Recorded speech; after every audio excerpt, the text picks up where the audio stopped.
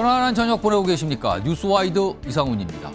지난주에 열린 영수회담에 비공식 라인이 사전 조율을 했다는 보도가 파장을 낳고 있습니다. 게다가 총리 추천, 그리고 대통령실 인선, 특정 인사 배제 등 민감한 내용이 포함된 것으로 알려졌는데요. 대통령실은 부인하고 있지만 여당 지지자들 사이에서는 윤 대통령의 탈당 주장까지 지금 나오고 있습니다. 자, 이런 가운데 국민의힘의 친윤계로 통하는 이철규 의원과 배현진 의원이 인터뷰와 SNS를 통해 설전을 벌이고 있습니다. 특히 배 의원은 이 의원과의 통화 녹음 파일까지 공개를 했는데요. 도대체 무슨 일이 지금 벌어지고 있는 건지 짚어보겠습니다. 자, 이런 이슈들과 함께 저는 1분 뒤에 돌아오겠습니다.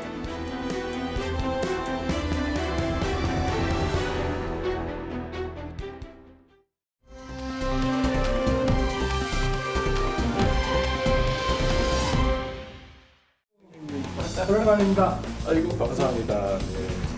네, 원래 대통령 말씀을 좀 먼저 듣고 네. 제가 말씀 좀 드릴까요? 아닙니다. 오늘 손님 말씀 먼저 그래 말씀 주시죠.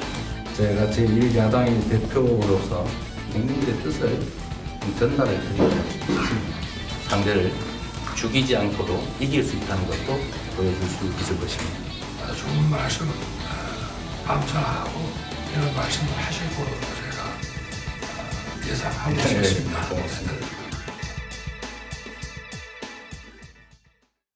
자, 지난달 말에 있었던 영수회담 모습부터 뉴스와이드가 전해드렸는데 다 이유가 있습니다. 저런 과정을 거쳤고요. 그 사이에도 여러 가지 변화가 있었죠. 오늘도 뭔가 한 가지가 있었는데요. 화면 좀 보겠습니다. 오늘 윤석열 대통령이 이재명 대표에게 전화를 걸었습니다. 전화 통화를 오늘 오후 2시 40분경에 전화 통화가 이루어졌다 그러네요. 내용은요. 윤석열 대통령이 이 대표의 건강에 대해서 염려하면서 안부 인사를 전한 겁니다. 내일부터 일주일간 이재명 대표가 지금 입원한다고 알려져 있잖아요. 그 소식이 알려진 것과 관련이 있어 보이죠? 건강 얘기 물으면서 안부를 전했고 이에 대해서 이재명 대표는 안부 인사에 감사합니다라고 응답을 했다. 이 내용입니다. 앞서서 뭐 영수회담 전후 그 전에 뭐 전화통화 있었는데 자주 하겠다. 그리고 번호 갖고 있다. 뭐 이런 얘기가 알려졌는데 오늘 직접 전화가 또 간 거예요. 윤석열 대통령과 이재명 대표 전화 통화를 했다. 앞서서는 뭐 언제든지 전화 걸어서 뭐 논의하겠다는데 오늘 국정 논의를 한 건 아니고요. 건강에 대한 안부를 물었다. 이겁니다. 강성필 민주당 국민소통위 부위원장 나와 계신데요. 야당 입장에서 오늘 전화통화 어떻게 평가하실까요? 네, 뭐 윤석열 대통령께서 어쨌든 이재명 대표의 어떤 건강에 대해서 안부 전화를 했다는 건 상당히 의미 있는 일입니다. 과거 같았으면 뭐 상상이나 했겠습니까? 어쨌든 간에 이재명 대표가 9일부터 15일까지 약 일주일 정도 이제 검진도 받고 또 검진 결과에 따라서 어떤 간단한 시술도 할 예정인데요.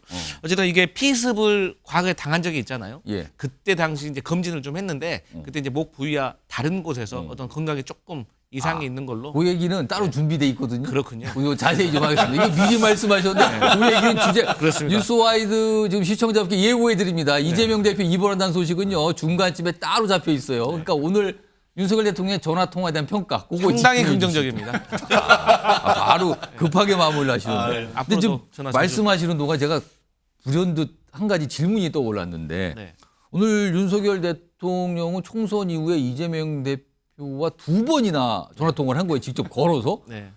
근데 지금 윤석열 대통령이 통화를 못한 한 명이 있어요. 아, 떠오르시죠, 누구인지? 저는 잘 모르겠는데. 한동훈 전 위원장. 예. 예지 씨. 왜 전화가 안 되고 있는 걸까요? 근데 이제 한번 그 윤석열 대통령께서 그 오찬을 하자고 했으니까 예. 그절을 했잖아요. 예. 그러면 이제 한동훈 비대위원장이 전화해야 되는 거 아닙니까? 저는 그 그렇게 생각을 하는데. 근데 좀 서로 전화를 안 하고 있는 상황이잖아요. 그러니까 불편하다는 거죠. 아, 하지만 저는 한동훈 비대위원장이 조만간 전화할 것으로 전당대회에 출마할지 안 할지 결정하고 나서 예. 그렇게 생각해 봅니다. 뭐 약간 이렇게 곁가지 같은 질문이 들었는데 오늘 전화 통화 얘기부터 시작이 돼서 그렇습니다. 오늘 윤석열 대통령이 이재명 대표에게 전화를 걸어서 건강에 대한 안부 뭐 입원을 앞두기 때문에 그 사항을 고려해서 안부를 물었다. 이런 내용이 좀 방송 직전에 좀 나왔습니다. 자, 지금요. 뉴스와이드 첫 주제로 이 얘기를 하려는 건 아니고요. 앞서서 영수회담 모습을 전해드렸는데 영수회담이 벌써 한참 지났어요. 그런데 뒤늦게 영수회담 준비 과정에서 비공식 라인 또는 조금 더 강한 표현으로 전해드리면 비선 라인이 가동됐다. 이런 얘기들이 지금 나오고 있는 겁니다. 보도를 통해서요. 일단 화면 좀 볼까요?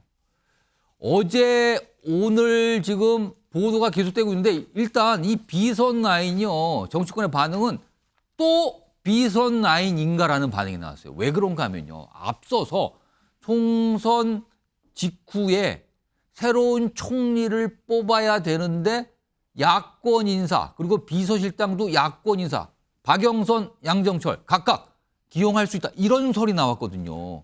그래서 이게 굉장한 관심과 이슈가 됐었는데 대통령실의 공식 라인은 모른다는 입장을 보인 거예요. 그리고 뭔가 시간이 지나면서 대통령실의 공식 라인이 아닌 이런 인사나 이런 이 공보를 담당하는 라인이 아닌 다른 라인에서 이런 얘기를 했다. 이게 벌써 알려졌잖아요. 그러면서 아니 이게 비공식 라인, 비선 라인이 움직여서 이런 걸 얘기하는가 하고 큰 논란이 됐었거든요. 근데 이게 한참 잦아들었죠. 그런데 영수회담 관련해서 또 비선 논란이 나온 겁니다. 비선 라인이요. 자 보면요. 지금 두 명의 인물이 등장하는데요. 함성득 교수, 이명백 교수입니다. 각각 윤석열 대통령과 굉장히 가까운 사이. 그리고 이명백 교수는 민주당의 공천관리위원장을 맡으신 분이니까 이재명 대표하고 가깝다고 봐야 되는 거잖아요. 그런데 윤석열 대통령이 함성득 교수에게 연락을 취해서 이재명 대표와의 만남을 주선을 요청했고 함성득 교수는 이명백 교수에게 연락을 해서 조율을 요청했다는 거예요. 이 과정이 있었다는 거죠. 그리고 시간이 지나서 지난달 19일에 이재명 대표, 함성득 교수, 이명백 교수 3자가 만났다는 겁니다. 이 날은 이재명 대표와 윤석열 대통령이 이재명 대표에게 전화 통화를 해서 영수회담을 제안한 날이거든요. 굉장히 묘한 상황이 뒤늦게 알려진 겁니다. 이게 최근에 언론 보도를 통해서 이 내용이 알려졌거든요. 자, 그런데 일단 이 내용에 대해서 당사자라고 할 수 있는 인물들 그리고 그쪽 측들은 지금 부인을 하고 있어요. 목소리 들어보겠습니다. 공관위원장님이 메신저 역할을 하셨다는 보도가 어저께 있었었는데 네. 거기에 대해서 이 영수회담 관련해서는 우리 비서실장이 용산과 협의하고 진행한 게 전부입니다. 제가 알고 있기로는 사실입니다. 그리고 두 분이 하신 것은 그리고 제가 아마 맨 먼저 그 두 분으로부터 자세한 얘기를 들었어요. 김규영 전 대통령실 부대변인 지금 대통령실 근무도 해보셨으니까 이게 비선이라는 표현까지는 아니더라도 일단 비공식 라인이 사전에 가동이 됐고 영수회담 성사에 나름 역할을 한 거다. 네. 당사자 두 교수가 언론에 직접 나와서 인터뷰를 했어요. 그러면서 다 상세하게 뭔가 설명을 했거든요. 이거 어떻게 보십니까? 저는 어떻게 보면 비공식이든 비선이든 예. 어떻게 보면 그거를 이어주기 위해서는 양측에서 신뢰받는 분들이잖아요. 예. 근데 이제 영수회담에 대해서 성과가 있었다 없었다 하는데 예. 지금의 대통령실과 야당과의 관계가 좋은 건 아닙니다. 그렇다면 이분들이 양측으로부터 신뢰를 받고 있는데 왜 지금 시점에서 이 얘기를 했을까? 예. 과연 이분들이 대통령을 위하든지 아니면 이재명 대표를 위한다고 한다면 이걸 했을 때 누구한테 유리해야 되거든요. 그러면 함성득 교수 입장에서는 이걸 했을 때 예. 대통령실이 좋아야 되는 거 아닙니까? 이런 여당도 내용을 좋고. 공개. 일단 이 내용에 대해서는 어느 정도 신빙성은 있다고 보십니까 지금? 아니 저는 신빙성이 저는 좀 낮다고 보는데요. 그 예. 이유가 뭐냐면 우선은 예. 이분들이 대통령이 신뢰를 받고 이재명 대표의 신뢰를 받고 뭔가 그런 역할을 했다고 하면 예. 이거는 어떻게 보면 나중에 정권이 예를 들면 정권이 끝난 다음에 충분히 나올 수 있는 얘기거든요. 근데 왜 이 시점에 하느냐 이거죠. 왜냐하면 영수회담이 끝난 지 얼마 안 됐는데 맞습니다. 나왔단 말이에요 지금 이게요. 그러니까 이 얘기를 한다고 하는 건 어떤 목적이 있을 거 아닙니까? 그렇다면 그 목적에 있어서 대통령실이 이렇게 나왔을 때 과연 좋은 게 있느냐? 예. 없지 않습니까? 예를 들면 어떤 분들은 이게 대통령 입장에서는 그만큼 양보하고 협치를 했는데 저쪽이 안 받았다. 이런 목적을 가지고 한 거 아니냐 그런 얘기를 하는 분도 있는데 저는 거기에 동의할 수 없는 게 박영선, 양정철 이 두 분의 기용할 때 야당이 이게 야당 파괴 공작이자 이관계라고 했고요. 예. 여당 내에서도 굉장히 싫어했습니다. 그래서 이런 부분에 대해서 전통적인 보수 지지자분들이 어떤 반응을 보일지는 그건 누가 봐도 다 알거든요. 그때 당시에도 굉장히 전통 보수 또는 약간 강성 보수 중에서는 반발 목소리가 나왔거든요. 그때 네. 당시에도.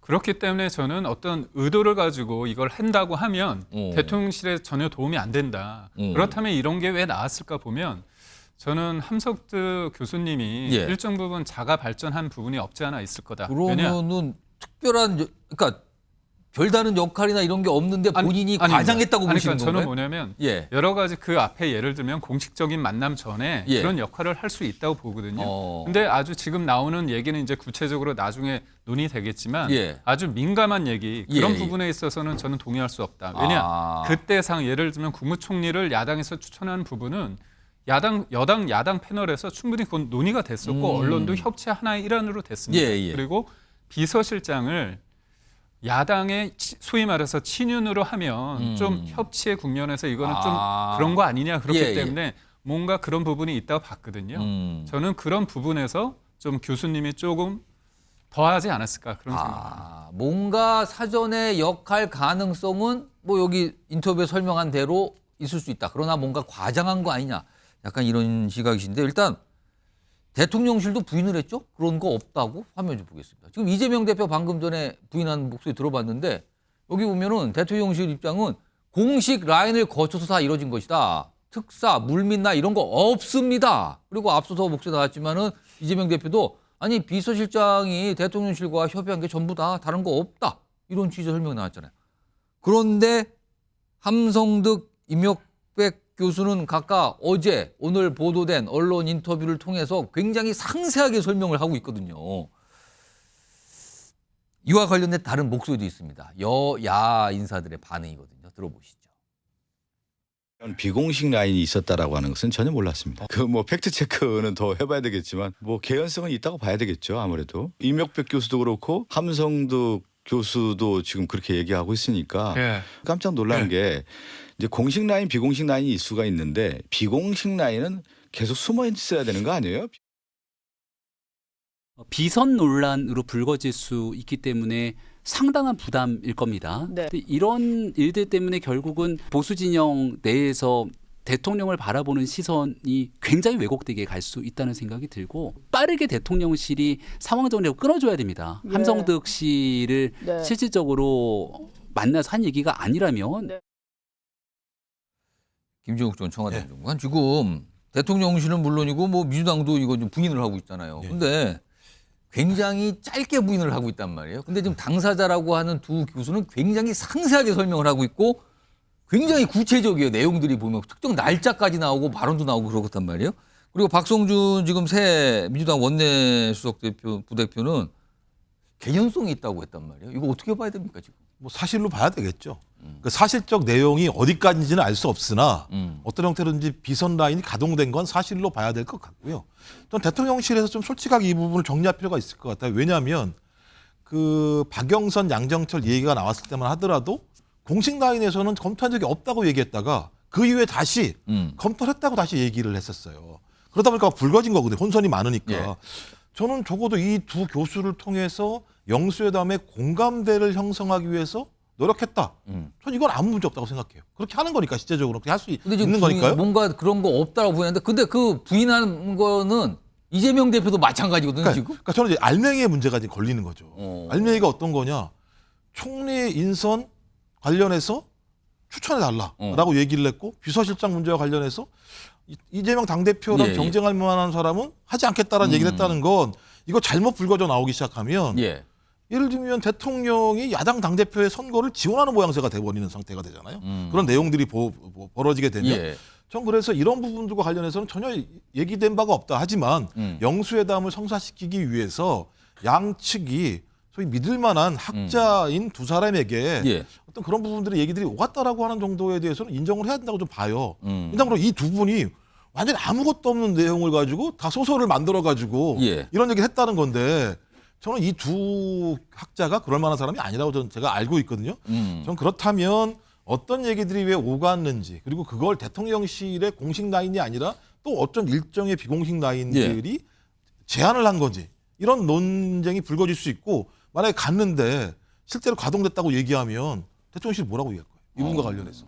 좀 그래서 깔끔하게 빨리 예. 정리를 해줄 필요가 있어요. 안 그렇게 되면 저는 앞으로도 계속 대통령실은 공식 라인이 아니라 비선 라인이 움직이고 있구나라고 국민들이 알게 되면 신뢰할 수가 없지 않겠습니까? 대통령실에 대해서. 최인준 변호사, 이 비선 라인이 대통령실의 비선 라인이라고 볼 수 있지만 또 민주당의 비선 라인이라고도 볼 수 있는 게 지금 이 두 교수가 밝힌 내용을 종합을 해보면 지난 19일 그러니까 윤석열 대통령과 이재명 대표가 전화통화한 그 날이에요. 그날 같은 날 이재명, 함성득, 이명백 3자가 만나서 영수회담 관련돼서 얘기를 했다는 거잖아요. 근데 오늘 이재명 대표 아까 발언 들으셨는데 부인을 한 거예요. 이게 도대체 무슨 상황이 벌어지는 겁니까 지금 이거는? 이제는 말할 수 있다. 사실 이제 말하려고 하는 것은 거의 윤석열 대통령 퇴임 이후 정도가 돼야 이른바 윤석열 비밀 해제가 되는 것인데 이와 같은 일이 있었다는 것은 사실 자체가 저는 개탄스럽다라고 이런 게 얘기를 하고 알려지는 있는데요. 자체가 지금. 그렇죠. 왜냐하면 이건 정치 도의상 있을 수 없는 일이다라고 저는 생각을 하는데요. 그런데 아까 지금 뭐 옆에서 그 김기웅 전 부대변인이 말씀하고 있습니다만 이렇게 공개를 했을 때에 누구한테 이익이 되느냐 생각을 했을 때 이익이 되는 건 이재명 민주당 대표한테는 굉장히 이익이 되고 지금 공격받는 것은 윤석열 대통령 이게 아닙니까? 알려지게 되면은 이재명 대표는 유리하고 윤석열 대통령이 불리하다. 그렇지 않습니까? 실질적으로 지금도 보면은 윤석열 대통령이 비선 라인을 사용을 했느냐에 대한 비판 그리고 그와 같이 한마디로 사실상 공동정부 형태로 해서 저자세로 가가지고 제발 좀 봐주세요. 이런 느낌이 국민의힘 지지자들로서는 굉장히 붕괴하는 점 아니겠습니까? 그렇다는 점에서 실제로 지금 그 이명백 전 민주당 공관위원장 같은 경우에 본인이 먼저 이거 언론한테 얘기하겠다라고 얘기를 하니까 그거 괜찮느냐 하니까 그거에 대해서 지금 그 함성득 교수 같은 경우에도 당신이 한다고 하면은 나도 이런 식의 어떤 선우가 있다라고 지금 얘기가 나오고 있는 건 아니겠습니까? 그렇다고 하면은 제가 봤을 때 법조인으로 촉으로 봤을 때에 이 처음에 이른바 영수회담에 물꼬를 트는 과정에서 두 분의 모종의 역할은 있었을 가능성이 저는 있다고 봅니다. 예. 그렇지만 그런 것조차도 신사협정을 통해서 이재명 대표와 윤석열 대통령 사이에는 서로 부인하는 것이 그건 정치도의상 맞죠. 그렇지만 이와 같은 것이 이명백 교수가 독단적으로 언론에 밝혔겠느냐. 이재명 대표에 대한 허락이 없이 과연 이것을 밝혔겠느냐. 전 이 부분에 있어서는 네거티브, 부정적으로 봅니다. 그렇다는 점에서 이 부분은 정말 정치 도의적 측면에서 있어서는 안 되는 일이다라고 비판할 수밖에 없습니다. 저는. 이게 오늘 상황이 굉장히 묘한 게요. 영수회담은 열렸고요. 시간이 지났어요. 근데 뒤늦게 그 준비 과정, 어떤 조율 과정에서 특정 공식적인 인물들이 아니에요. 교수입니다. 교수 두 명이 무슨 당직을 갖고 있는 것도 아니고 정부직도 아닙니다. 그런데 뭔가 역할을 했다고 스스로 밝힙니다. 그것도 아주 상세하게. 그런 내용이 어제 오늘 계속 나오고 있는 상황에서 또 윤석열 대통령과 이재명 대표는 전화통화를 하고 아주 굉장히 복잡하고 묘한 상황이에요. 자, 그런데요. 지금 앞서서는 이게 비공식 라인, 비선 라인 가동되는 게 이게 도대체 무슨 상황인 거냐, 이걸 어떻게 봐야 되는 거냐 이 얘기를 좀 해봤는데 그 사전 조율하는 비공식 라인이 가동되는 속에서 오갔다는 내용들입니다. 이게 또 지금 큰 논란이 되고 있는데 일단 세 가지 내용이 있습니다. 크게 정리하면요. 하나씩 보겠습니다. 자, 여기 보시면 함성득, 이명백 이 두 인물이 전한 윤석열 대통령의 메시지, 어떤 발언과 입장, 그리고 이에 대한 이재명 대표의 답변입니다. 지금요. 일단 윤석열 대통령이 요 중간에 뭐라고 표현할까? 이게 메신저라고 할 거야. 아무튼 이분들을 통해서 전달한 내용이 그러니까 야당과 그러니까 서로 대화를 나누는 동안에는 총리 인사 안 하겠다. 그리고 중도 성향의 인사 추천해달라. 이런 요청을 좀 했으면 좋겠다. 이런 얘기를 전했다는 거죠. 그러자 이재명 대표는 뭐 윤석열 대통령처럼 그립이 그러니까 장악력이 센 분 밑에서 허수아비 총리 이거 임명해봤자 의미 없습니다. 그래서 총리 뭐 추천권에 대한 약간 부정적인 입장을 보였다는 거예요. 총리를 추천해달라고 요청을 했다. 다음 보겠습니다. 또 한 가지는요. 비서실장 인선과 관련해서 이재명 대표에게 불편한 인사, 비서실장 인선에서 배제하겠다. 이런 의견을, 입장을 전달하자 이재명 대표는 그러니까 이게 앞에 이제 생략된 게 향후의 어떤 대선 경쟁과 관련해서 이재명 대표에게 불편한 인사, 이거 배제하겠다. 그랬더니 이재명 대표의 반응은 경쟁은 많을수록 좋다. 그리고 그러면서 덧붙인 말이 원희룡 전 장관은 양평고속도로 관련 책임져야 될 이 의혹 논란 관련 책임져야 될 인물이다. 사실상 그 인물은 안 됩니다라고 의견을 피력한 거 아니냐. 이렇게 좀 받아들이고 있거든요. 또 있습니다. 이번에는 이재명 대표에게 전한 메시지가 아니고요. 윤석열 대통령이 어떤 입장을 낸 건데 그동안 강성 지지층과 참모들의 반대로 이재명 대표를 못 만났다 내가. 그럼 이거는 뭐냐면 그동안 만나고 싶었는데 강성 지지층이 의식되고 참모들이 말려서 못 만났다. 그리고요. 이재명 대표에 대한 수사는 내 정부, 그러니까 현 정부가 아닌 문재인 정부 시절부터 시작된 거다. 이런 입장까지 밝혔다는 거예요. 우선 이와 관련된 어떤 과거의 목소리가 있습니다. 들어보겠습니다. 대한민국이 앞으로 나가야 되는데 돌덩이 하나가 자기만 살려고 이 길을 가로막고 있습니다. 제가 온몸으로 돌덩이를 치우겠습니다. 마주칠 수 있었는데 수행원들하고 지지자들이 인간 벽을 쳐가지고 아예 밀어내더라고요. 뭐가 그렇게 무서운지 제가 무서운가 봐요. 제가 그 간접적으로 전해 듣기로는 두 분이 그 만남을 그 하지 말라고 한 그 참모가 있었는데 윤 대통령께서 최근에 그 참모를 너무 오랫동안 그 신임을 했다. 그런 좀 후회를 하신다는 또 그런 말도 전해 들었는데. 김경영 전 부대변인, 지금 세 가지 내용 소개 들었는데 뭐 총리 인선 얘기는 뭐 그동안 그 전에 영수회담 전에 있었으니까 네. 야당이 추천한 총리를 뭐 해야 된다 이런 얘기 있었어요. 네. 근데 이제 비서실장 얘기도 사실은 있었는데 사실 여기 보면은 이재명 대표 반응을 보면은 원희룡 전 장관은 배제해야 된다. 이런 취지의 얘기로 좀 들리잖아요, 지금. 네. 이 부분과 이재명 대표의 수사는 내 정부 때 한 게 아니다. 이거 좀 이런 말까지 정말 윤석열 대통령이 했을까요?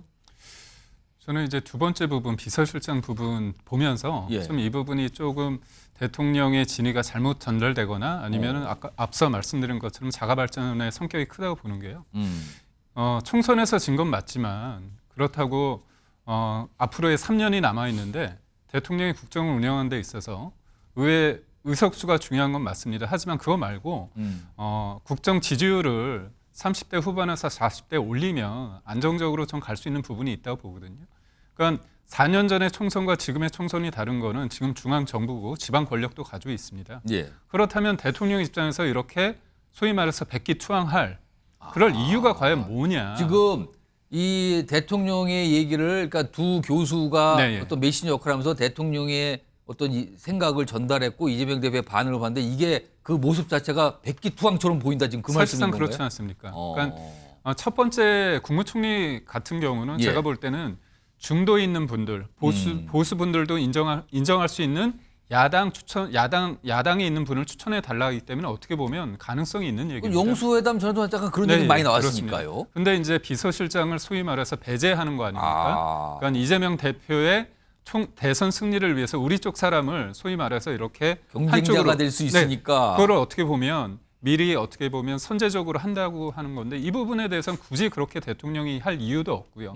그리고 지금의 처지가 그렇게 일방적으로 할 이유가 없습니다. 그리고 저는 뭐냐면 만약에 이게 맞다고 손치면요. 저는 이건 부분이라고 봅니다. 만약에 대통령이 이렇게까지 과하제욕이란 말이 있지 않습니까? 한신 장군이. 그러니까 어떻게 보면 조그만 어떤 분노 그런 게 아니라 큰 걸 위해서 그렇게 할 수 있다는 거거든요. 결국. 그렇다면 대통령이 이렇게까지 만약에 소위 말해서 제3자가 봤을 때 비굴한 모습까지 보인다고 한다면 예. 뭔가 또 다른 게 있을 거다. 근데 그게 전체적으로 보이지 않은 상태에서 이게 맞다고 저는 좀 보기에는 예. 너무 앞서갔다고 생각이 되고요.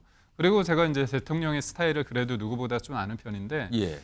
이재명 대표를 만나고 싶었는데 주변에서 만나지 마라. 예. 한두 명이 참모와 강성지지층이 네, 얘기를 그렇다고 했단 해서 안 만나지 않습니다.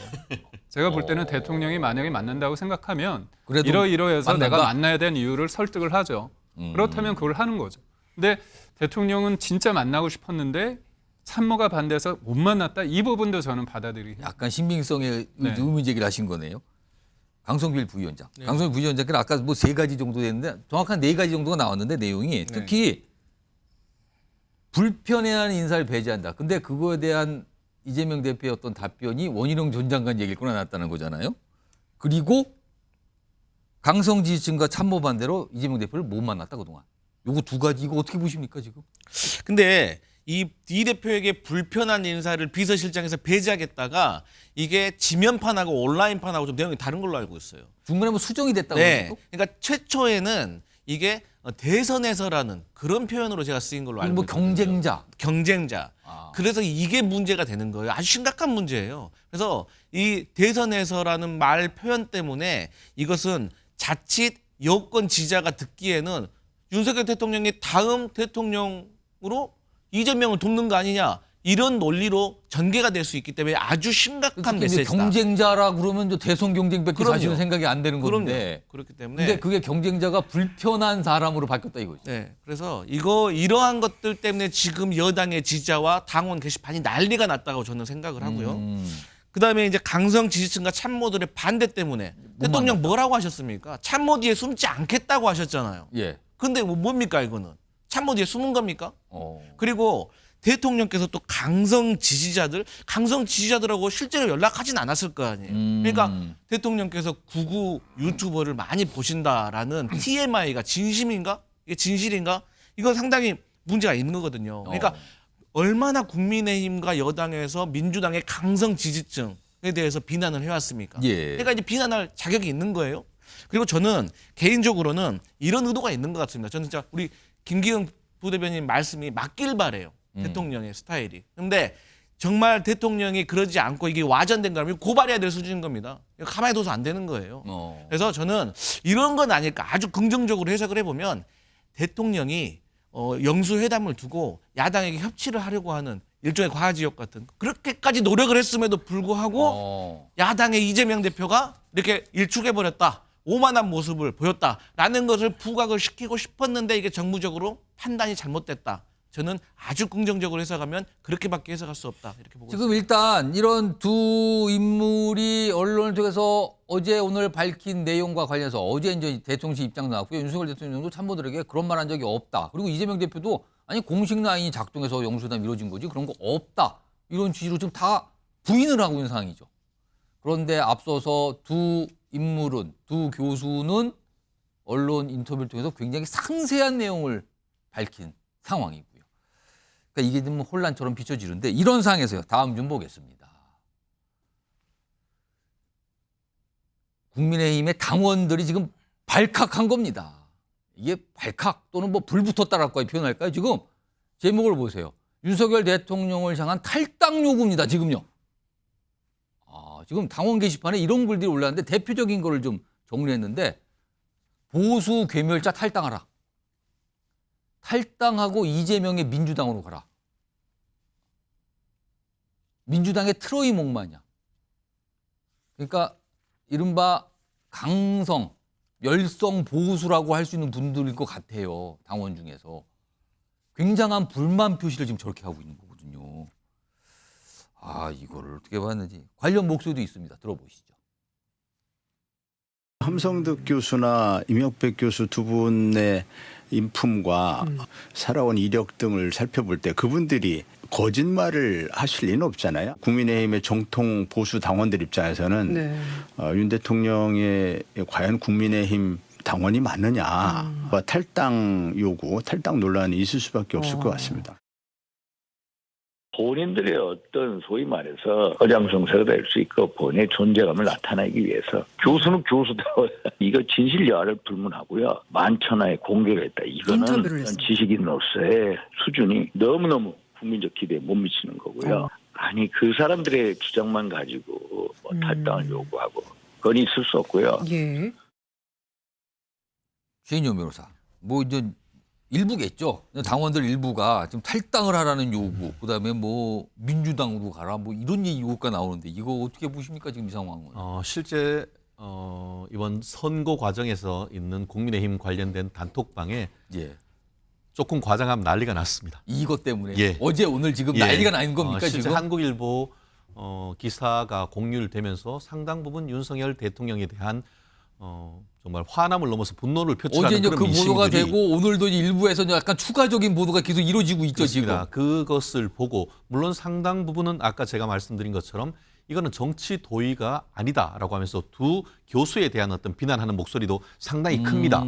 그럼에도 불구하고 실제 진실은 아직까지 밝혀졌지 않습니다만 그럴듯하게 얘기하고 있으니 정말 이런 얘기를 윤석열 대통령께서 하셨다라고 한다고 하면은 우리가 이런 대통령을 계속 지지해야 되느냐 하는 그런 목소리가 있는 거는 분명합니다. 단톡방에 계신 분들이 어떤 분들이에요? 실질적으로 지금 민주당 지금 현재 이제 뭐 원내에 있는 당협 국민의힘 관련되는 사람들이 많은 곳에서 그런 얘기가 있는 거는 분명한 그분들은 여론입니다. 약간의 의문 표시를 하시는 분도 있고 이게 도대체 무슨 사항이냐 불만 표시하는 분이 그렇죠. 그렇다는 거예요. 제가 봤을 땐 그렇기 때문에 지금 용산에서 이 사실에 대해서 이거는 사실이 아니다라고 하면서 지금 그 윤석열 대통령께서 좀 굉장히 강경하게 이게 사실이 그런 말 한 적이 없다라고 지금 예. 얘기하는 거 아닙니까? 아까 얘기하신 것처럼 처음에는 용산에서도 이건 잘 모른다라고 일부가 얘기했습니다만 지금은 그런 사실이 아니다라고 얘기를 하고 있고 또 실질적으로 지금 이재명 대표 같은 경우에도 공식 라인에서만 이루어지고 있다라고 해서 그런 부분에 대해서는 적어도 공식적으로서는 영수회담의 공식적인 관계자들은 다 부인을 하고 있는 거예요. 예, 그렇죠.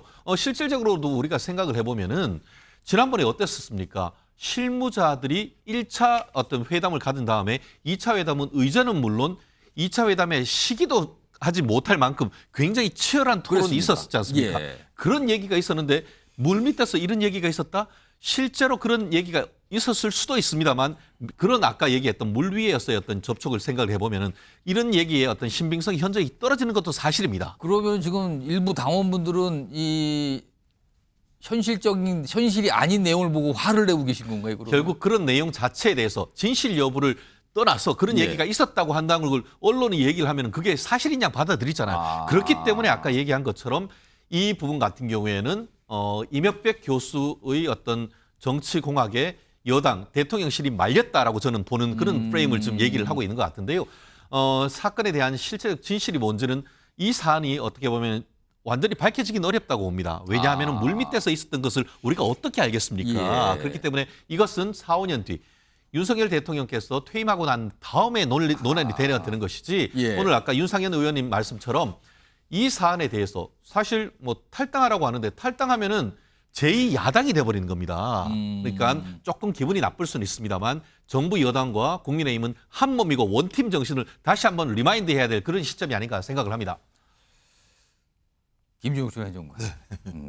탈당 요구. 굉장히 격한 반응들이 나왔단 말이에요. 좀 격한 게 아니라 상식적인 반응이죠. 이게 사실이라면. 그러니까 총선 패배 이후에 대통령이 위기를 수습하는 방법이 소위 총리 지명권을 야당 당대표한테 주거나 아니면 비서실장 임명 과정에서 당신과 경쟁하지 않을 사람을 주겠다라고 하는 방식을 통해서 위기를 수습한다고 하면 그 과정에서 국민의힘은 패싱당하고 대통령실에 있는 공식당원도 패싱당한 거기 때문에 이런 것이 사실이라고 하면 국민의힘 당원들 입장에서야 대통령이 소위 당원들과 그다음에 국민을 위해서 존재하는 것이 아니라 본인이 총선 패배 이후에 본인의 안위를 위해서 야당 당대표랑 거래를 했다라고밖에 판단이 안 되는 내용들이 분명히 있고요. 그다음에 저는 지금 이상한 게 뭐냐면 이 두 분이 거짓말할 것 같지 않은데 대통령의 행보는 또 정반대 행보예요. 그러니까 지금 얘기가 총선 며칠 후에 함성득 교수를 갖다 대통령이 불렀다는 거 아닙니까? 함성득 교수 말에 의하면 연락을 취해서 뭘 좀 부탁을 하다. 그럼 4월 12, 13, 14일일 텐데 16일 날 국무회의에서 국정운영 방향은 옳다고 얘기를 해요.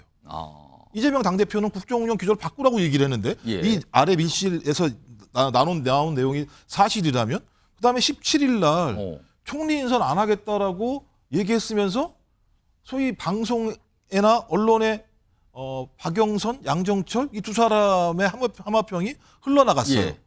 그리고 나서 19일 날 통화를 해서 영수회담을 했다는 거잖아요. 예. 그럼 이 두 사람이 나온 내용과 대통령의 행보는 또 다르다. 전혀 정반대 상황으로 진행되고 있어요. 더 혼란스러운데요. 이 두 가지가 사실이라면 더 나빠질 수 있는 거죠. 대통령이 이중 플레이했다라고 느낄 수도 있는 거니까.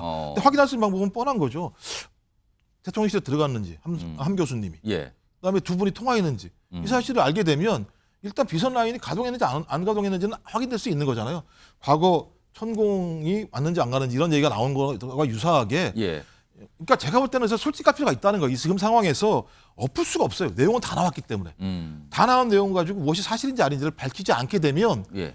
계속 이게 사실이라고 리마인드 될 거 아니겠습니까? 혹시 이재명 대표도 당사자잖아요, 지금. 이재명 대표가 먼저 뭔가를 더 자세히 밝힐 가능성은 없습니까? 제가 볼 때는 이재명 당대표가 밝혀야 될 하등의 이유가 없죠. 시작은 누가 했는데? 시작은 대통령실에서 시작된 건 사실이니까 누가 뭐라고 얘기해도 시작한 사람이 밝히는 게 상식적인 거지 그 과정에서 나온 내용 가지고 얘기하면 제가 볼 때는 오히려 논란이 될 수 있겠죠. 자, 일단 뭔가는 얘기가 나왔고요. 이거에 대해서 대통령실, 윤석열 대통령, 이재명 대표 모두 그런 일 없다라고 좀 부인을 한 상황입니다. 근데 이게 논란처럼 지금 이어지고 있습니다. 자, 다음 주제 넘어가 보겠는데요. 여기는요, 이게 뭐라고 표현할까요? 설전인가요? 아니면 같은 집안 식구로 보이는데 뭔가 좀 날이 서 있습니다. 제목 보겠습니다. 녹취록까지 공개하며 집안 싸움. 같은 집안에 있는데 녹취록까지 얘기하면서 이거 맞지? 이거 뭐 부인해 보세요. 이러면 이것도 심각해지는 건데 지금요. 우선 시작점이 있습니다. 시작점. 어떤 얘기를 해요. 들어보겠습니다. 악역을 맡아달라고 저에게 요구한 사람이 계셨죠. 그러니까 저가 아니다.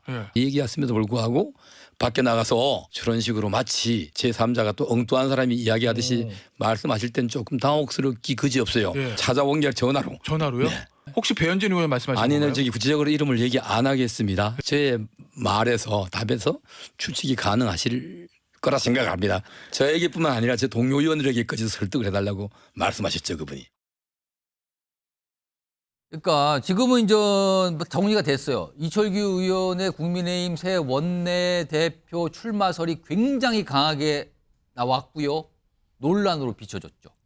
친윤 인사 그리고 뭐 총선에 책임이 있는 건지 없는 건지 이 논란까지 같이 엮여 있었거든요. 그런데 결국은 이제 출마 안 하기로 했는데 어떤 한 인사가 본인에게 전화로 뭐 출마 관련 얘기를 해놓고서는 밖에 나가서는 다른 소리를 또 하더라. 그래서 뭐 특정 인물의 이름이 지금 어떤 질문을 통해서 들어갔잖아요. 근데 아무튼 뭐 이 얘기가 나왔는데 일단 강성필 부위원장. 네. 누구를 염두에 두고 한 말 같이 들으셨습니까? 저는 뭐 배현진 의원으로 저는 들었거든요. 아까 그러니까 영상 속에서 어떤 진행자가 그분 아닙니까? 그랬는데 뭐 딱 그 이름 얘기는 하진 않았는데 뭐 추측해 보세요 정도였었거든요. 네. 그런데 이제 그 어쨌든 간에 진행자가 그 이름을 거론을 했을 때는 진행자 나름대로의 어떤 기초 자료가 있지 않았겠습니까? 그리고 그 전에 이제 이철규 의원의 불출마에 대해서 강하게 요구를 하셨던 분이 배현진 의원이 그분의 한 명이잖아요. 그래서 이제 저는 그렇게 알고 있었고 또 그 이후에 그러니까 이게 밖에서는 불출마이지만 본인한테는 출마 얘기를 해놓고 밖에서는 불출마다 이렇게 해서 약간 다르게 입장을 내고 본인과 밖에는 다르게 하고 있다. 이거잖아요 지금 내용은. 정말 이해할 수가 없는 거죠. 그래서 근데 바로 또 이제 배현진 의원이 입장을 또 밝힌 거 아니겠어요? 녹취록까지 이제 공개를 하면서. 굉장히 또 반박을 하고. 네. 그러면 이제 이철규 의원은 둘 중 하나 아니겠습니까? 본인이 거짓말을 쳤던지 아니면 배현진 의원이 아니라 다른 사람이었다라고 뭐 해명을 해야겠죠. 그러니까 나는 배현진 의원이라고 얘기한 적이 없다. 네. 그러니까 전화로 배현진 의원이 뭐 예를 들어서 뭐 출마해 주세요, 악역을 맡아 주세요라고 했다고 하면, 근데 배현진 의원이 오픈한 걸 보면 그런 내용이 아니잖아요. 그러니까 말이 다른 거잖아요. 그렇기 때문에 이철규 의원이 뭐 잘못 말을 했던지 아니면 다른 사람이 있던지 뭐 둘 중 하나 아니겠습니까? 좀 상황이 이렇게 돼서 이게 시작점이 됐는데 배현진 의원이 즉각적 반응을 보이죠. 화면에 있습니다. 보시면요. 이철규 의원의 원내대표 출마 권유 딴소리 절대 사실이 아니다. 그러면서 엄청난 비판을 합니다. 거짓으로 동료 초토화하는 버릇 꼭 고치셨으면. 이거 뭐 과거에 뭐가 좀 쌓여 있는 것 같은 얘기인데요, 지금요. 좀 선배 의원답게. 이거 이렇게 되면은 갈등이 커질 수도 있는데 그러면서 동시에 이런 반응을 보이면서 동시에 뭔가를 공개하는데요. 녹취록입니다. 들어보겠습니다. 난 그 하고 싶어가지고 하는 건 싫다. 내가 대신에 누군가가 해야 되면 총대로 매라면 하지만 나는 그렇지는. 전 안 나오시는 게 맞다고 봅니다, 이번에. 그래. 네, 다치세요. 그래 맞아. 그러면 저게 내가 그게 안 하는 걸로. 왜냐면 이번에 지금 저희 이 결과에 대한 책임을 누군가한테 아직도 국민들이 쏟아붓고 싶잖아요. 다 해소가 안 된 상태고 해답이 지금 뭐가 없는 상태인데 그게 아마 그 모든 비난과 화살이 혼자 받으실 거예요. 그러면은 예. 그러면은 그걸 좀. 좀 긴데 핵심적인 내용을 좀 들려드렸는데 최인영 변호사, 배현진 의원은 왜 녹취록까지 공개했을까요? 억울하다는 거죠. 아까 그 전체 내용을 보면은 자기 이름이 언론에 나와가지고 뭔가 봤더니만 아침에 이철규 의원이 라디오에 출마해서 해서 마치 배현진 의원이 처음에는 자기한테 원내대표 출마를 권유해놓고는 뒤로 돌아가지고 나와서는 안 된다라고 하는 얘기의 주체인 것처럼 얘기를 했다는 거죠. 근데 이철규 의원이 직접 배현진 의원의 이름을 말한 건 아니지만 아니죠. 그걸 질문을 받아놓고 즉각 부인한 것도 아니고 그렇죠. 뭐 추측해보세요. 추측해보세요 했는데 나는 절대 아니다라는 걸 하면서 내가 정신이 나갔냐, 도대체 왜 이철규 의원한테 해서 출마하라고 했겠냐. 본인의 의견은 이유가 명확하지 않습니까? 출마하지 마시라. 왜냐? 지금 어떻게 보면 총선 패배에 책임이 있는데 나가면은 완전히 초토화된다. 뭐 그런 얘기를 하고 있지 않습니까? 그랬는데 마치 점점점 얘기를 하면서 사실 배현진 의원이 굉장히 속상했는 것 같은데 지금 이철규 의원을 뭐라고 얘기를 해버렸냐 하면은 정보 형사 출신이다. 이렇게 얘기를 하면서 상당히 어떻게 보면은 굉장히 기분이 나쁜 듯한 그런 언어까지 지금 쓰고 있단 말이에요. 총선 패배 이후에 지금 좀 전에도 아까 이슈 자체가 국민의힘에 굉장히 참 어려운 이슈들만 계속 나오는데 이번 이슈 같은 경우에도 정말 패널로서 평하기도 참 힘든 그런 내용이 된 것 같은데 빨리 오늘 저녁에 두 분이 좀 푸십시오. 이 문제를 계속 확대 생산할 경우에는 안 그래도 민주당의 지금 앞에 적전 분열인데 이런 식으로 해가지고 두 분 보면은 이철규 의원이 어떻게 보면 동생같이 그렇게 얘기할 정도로 서로 친하지 않습니까? 그렇죠. 이걸 가지고 이걸 진실 공방하듯이 해가지고 잘못 들을 수도 있는 거예요. 사실은 이철규 의원이 이 전화를 하다 보면 그러면은 이철규 의원이 찬성한 걸로 잘못 들을 수도 그럴 있다? 수도 있는 거예요. 왜냐하면 얘기하다가 그렇기 때문에 아이고 이런 것들은 내가 어떻게 잘못했다 하면서 빨리 푸는 게 중요한 것이지 이런 식으로 어떤 언론을 통해서 내부적인 어떤 분열 같은 것이 확대 재생산되는 것은 결코 국민의힘과 그 두 분을 위해서도 좋지 않다는 말씀 드리고 싶습니다. 아까 방금 들으셨던 녹취록의 핵심 내용 좀 정리 좀 해볼까요? 화면에. 내용 보시면 이런 대화를 한 거잖아요. 누군가 총대 매라면 하겠다. 여기서 총대 매라는 거는 원내대표에 도전하겠다. 원내대표를 맡겠다. 이런 뜻이잖아요. 근데 안 나오시는 게 맞다. 나오시면 다치신다. 그게 맞다. 안 하는 걸로 뭐 이런 얘기하다가 뭐 총선 결과에 대한 비난 쏟아질 거 이러면서 부정적인 입장을 보였고 약간 좀 듣고 있는 입장이었다. 이런 거잖아요.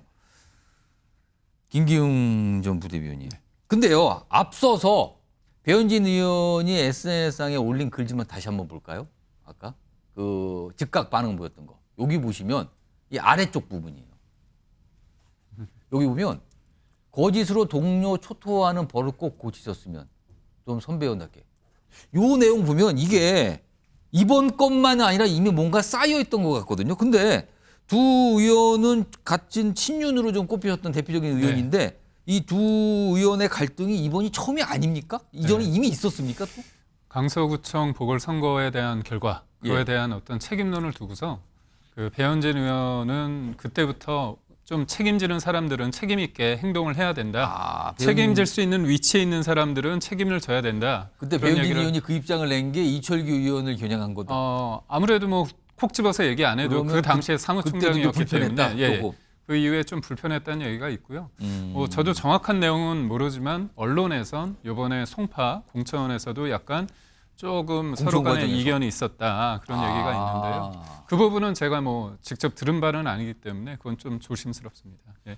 근데 이제 저는 여기에서 보면 그 배현진 의원이 버릇꼭 선배 의원답게 버릇을 이렇게 이런 표현까지 썼거든요. 그러니까 선배 의원답게 좀 뭐 행동하세요. 약간 이런 그러니까 거잖아요, 결국은 지금. 어떻게 보면 선거 결과든 어떻게 보수의 가치 중에서 가장 중요한 게 예. 책임이란 부분이거든요. 근데 지금 국민의힘 지지자분들이 가장 안타깝게 보이는 게 지금 책임 공방이 많이 있습니다. 이게 미래를 위해서 책임의 어떤 그 누가 잘못이 있느냐를 일일이 따진 것도 중요하지만 예. 그 위치에 있는 사람 입장에서는 큰 틀에서 사고해서 행동을 하는 게 중요하거든요. 근데 그 당시에 사무총장을 했고 그 다음에 또 대선 과정에서 인재영입위원장을 하지 않았습니까? 그렇다면 그런 일련의 책임져야 될 위치에 있는 분이 계속 이니 원내대표까지 나가는 거는 좀 무리가 있는 거 아니냐 그런 부분을 좀 얘기한 것 같고 저도 조금 나이가 좀 나는데 불구하고 버릇이나 뭐 이런 표현까지 쓴 거 보면 감정의 골이 좀 깊다. 그러니까 이번 건만이 네. 아니라고 좀 보이죠 지금 어떤 아무래도 그리고 상황이. 보면 굉장히 전화 통화 내용이 직진 아닙니까? 예. 뭐 완곡하게 해가지고 이렇게 약간 이러이러한 그런 상황 게 속에서 아니에요. 한 게 바로 아니라 그냥 맞습니다. 안 하시는 게 맞다 이렇게 예, 예. 얘기한단 말이에요. 그런 거 보면 사실 뭐 여러 두 분 사이는 약간은 좀 힘들지 않나 싶은데 말씀하신 것처럼 풀어야죠. 이거 마지막으로 김종욱 전 행정관 뭐 경쟁 정당의 좀 상황이긴 한데 아니 친윤으로 꼽히는 두 정치인의 이런 설전 무슨 집안 싸움처럼 보이기도 하는데 이거 국민의힘 상황을 지금 보여주는 건가요? 이게 무슨 그림으로 보이십니까 이게? 뭐 언제나 선거에 대패를 하게 되면 이런 갈등들이 분출되고 책임을 한쪽이 져야 되는 측면들이 분명히 있는데 지금 보면은 국민의힘 문제 같은 경우는 책임을 질 소재들이 명료하지 않은 측면들이 분명히 있는 거죠. 그러니까 누군가는 이 패배에 대한 책임을 지고 내가 좋았어. 이건 내가 책임지고 갈게라는 사람이 지금 아무도 없는 상황이지 않습니까? 그중에 상징적 인물이 제가 볼 때 이철규 당선자라고 볼 수밖에 그럼 없는데 그거에 대해서 배현진 의원이 약간의 그동안 쌓여 있는 것 그거에 대한 불만 이런 걸 좀 나타냈다고 보시는 거예요? 저희가 전화할 때 다치세요 이런 얘기 안 하잖아요. 다치세요. 나오시면 다친다는 얘기잖아요. 예. 그리고 한참 선배잖아요. 따지고 보면. 그렇죠. 그렇게 얘기했다는 거는 단장 그 선거에 대한 내용, 결과에 대한 평가뿐만 아니라 개인적인 관계가 드러난 측면이라고 볼 수밖에 없는. 근데 거기 있는 거죠. 그 인물에 대하고 이철규 의원은 왜 물어봤을까요? 예를 들면 이제 그 내부의 배현진이라고 하는 인물 자체가 하나의 섹터의 상징적인 인물이겠죠. 그래서 그런 사람들한테 물어보면서 자기의 세들을 모으려고 했겠죠.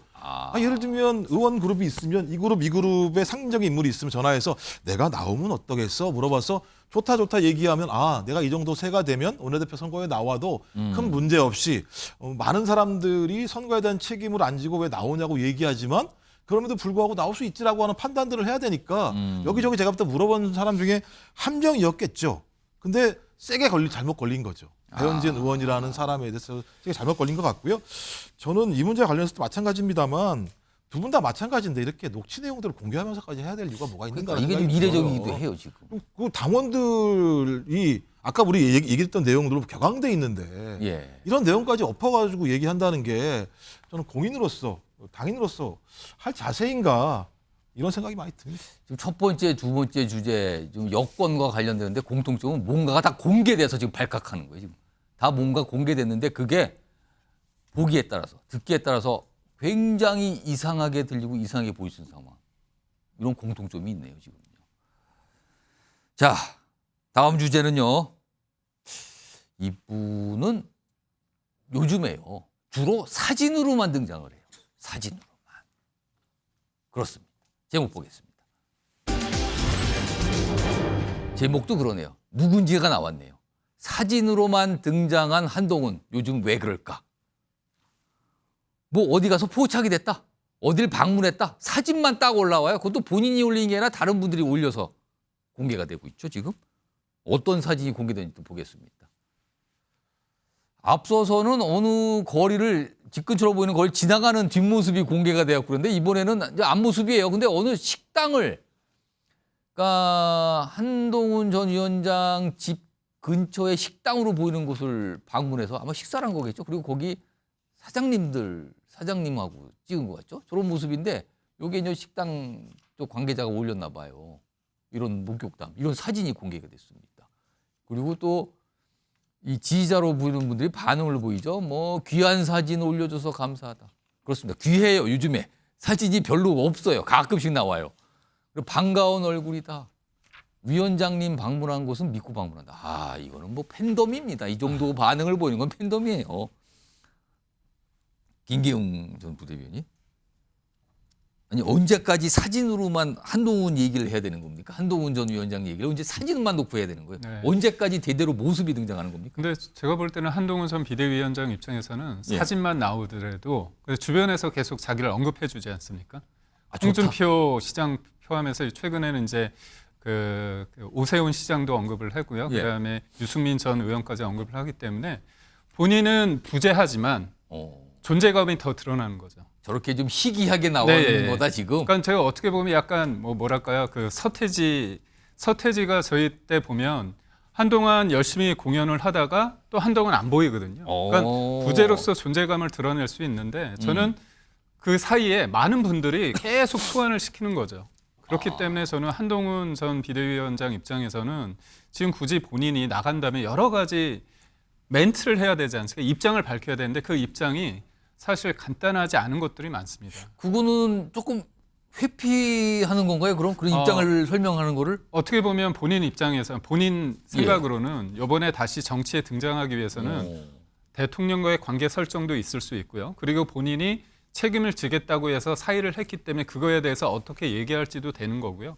그리고 선거 과정에서는 2조 심판이라고 어떻게 보면 과거 지향적인 어떤 걸 가지고 싸운 거 아닙니까? 그렇다면 이번엔 미래를 얘기해야 된다면 자기 콘텐츠를 또 준비해야 될 부분도 있는 거죠. 그렇기 때문에 실질적으로 동영상이 나오거나 누굴 만나고 공개적인 자리에 했을 때는 본인의 입장이 뚜렷해야 됩니다.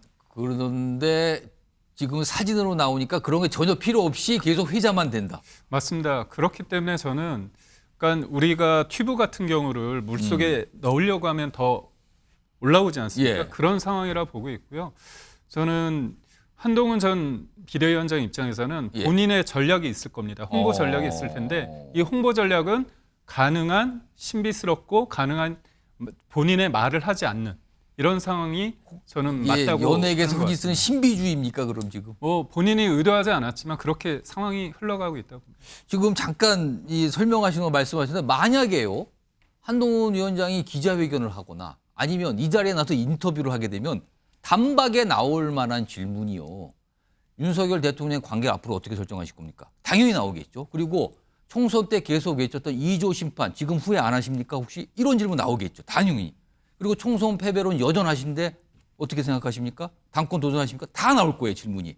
그러나 지금은 그거를 답변할 준비가 아직 안 돼 있다. 이렇게 봐야 되는 겁니까, 그럼? 본인 워딩으로는 내공을 한다는 게 사실 어떤 특정 세타의 어떤 영역에 공부를 한다는 것도 있지만 결국 입장 정리가 내공이라고 저는 생각됩니다. 아직은 정리 중이다. 이렇게 봐야 되는데 이게 다른 분들이 올리는 사진으로만 지금 조금씩 알려지고 있는 거예요.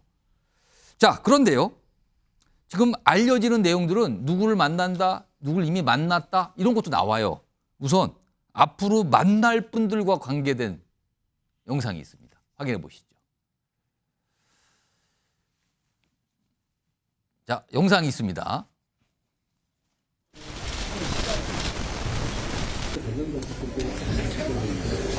네, 전화 통화를 했고요. 가까운 날 보기로 했는데 원래 뭐 하루 이틀 사이에 보기로 했는데 저 좀 미뤄져서 이번 주에는 봐야 되겠죠. 뭐 이렇게 한 겁니다.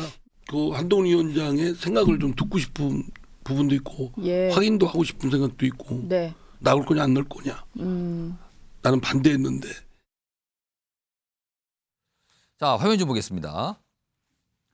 지금 보시면 한동훈 위원장 지금 자맹 중이라고 할 수 있어요. 이미 전 비대위원들과 만났죠. 식사 자리했죠. 그리고 당직자들과도 만났어요. 본인을 도왔던 선거 때. 이미 요거는 알려졌죠.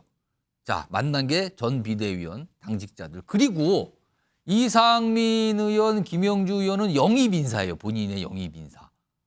최근에 연락을 해서 만나자고 했대요. 아직 날짜는 안 잡혔어요. 이번 주일지 다음 주일지 아직 모르는데 안 잡혔어요. 그리고 그렇다면 요 이후에는 국민의힘 의원들 또는 낙선자들 추가 회동할까 이런 것도 관심이 떠오르는데 일단 만나는 인물들을 강성필 부위원장 보세요. 일단 만나는 분은 전 비대위원, 당직자, 그다음에 영입 인사. 이거 무슨 그림으로 보이십니까? 한동훈 비대위원장이 세력화를 하려고 하는 거죠. 그러니까 이제 다음 전당대회에서 제가 자주 말씀드리지만 최소한에 출마할 수 있는 명분이 만들어진 겁니다. 지금 보수 지지자들이 마음이 공허해요. 허탈해요. 왜요? 아니 뭐 비선 논란이 있지, 뭐 내부 싸움하고 있지, 국민의힘밖에 갈 곳은 없는데 그 내부 사정을 보면 화가 나는 거예요. 그러나 그 중에서도 그나마 한동훈 비대위원장이라는 희망이 보이는 거예요. 그런데 그것이 또 여론조사로 나타나고 있잖아요. 예. 그렇기 때문에 그것을 또 한동훈 비대위원장도 알고 있는 거예요. 그래서 나갈까 말까를 고민하고 있는데, 근데 이제 본인도 알 겁니다. 이번 선거 때 본인이 정책적으로나 준비가 안 돼 있어서 2조 심판론, 운동권 청산 그런 좀 의미 없는 얘기를 한 거예요. 그러니까 본인이 좀 준비가 되어 있었다면 그런 얘기 말고 다른 이슈 예. 파이팅을 잘했을 거라는 후회도 있을 겁니다. 그래서 저는 한동훈 비대위원장이요, 과감하게 한번 쉬어야 돼요. 쉬고 그냥 이번에 전당대회에서 어떤 다른 주자를 과감하게 지원을 하십시오. 그러면서 세력화를 만들고 그다음에 지방선거 때 서울시장 출마하고 그렇게 준비가 된 상태에서 또 대선을 나가야지, 지금 본인의 성격상 당에서 공격을 받고 뭐 배신자 프레임 이런 것 때문에 아직 준비가 되지 않은 상황에서 여론조사만 믿고 출마했다가 큰 코 다칠 수 있다. 이런 말씀 드리겠습니다. 지금 한동훈 전 위원장에게 자맹 중인데도 이렇게 특히 여당 내에서 관심이 쏠리는 이유는 언제 있을지는 모르지만 아마 날씨가 굉장히 더워지면 열릴 것 같아요. 지금요. 국민의힘 전당대회. 여기에 당대표에 도전할 것인가 말 것인가 이게 관심사거든요. 근데 오늘 이와 관련해서 말씀하신 분이 있네요. 들어보겠습니다. 오로지 나가는 당사자가 판단하고 할 문제입니다. 예. 저의 경우는 원내대표를 안 하겠다는 결심을 가진 근저에 작지만 저도 10명 중에 한 사람이 공관위원으로서 졌으니까 여기에 구성원으로서 책임감을 느꼈습니다. 이번에는 아니더라고 한 것은 바로 거기에 배경이 있었다는. 선거가 끝남과 동시에 온갖 모멸적인 언어를 섞어가면서 한동훈 지휘에 나서게 되니 네. 위기감을 갖고 있는 분들이 네. 한동훈 위원장에게 힘을 보태는 목소리가 커져 나갈 수밖에 없는 구도를 예. 현재 만들어 가고 있는 것이 아닌가 생각합니다.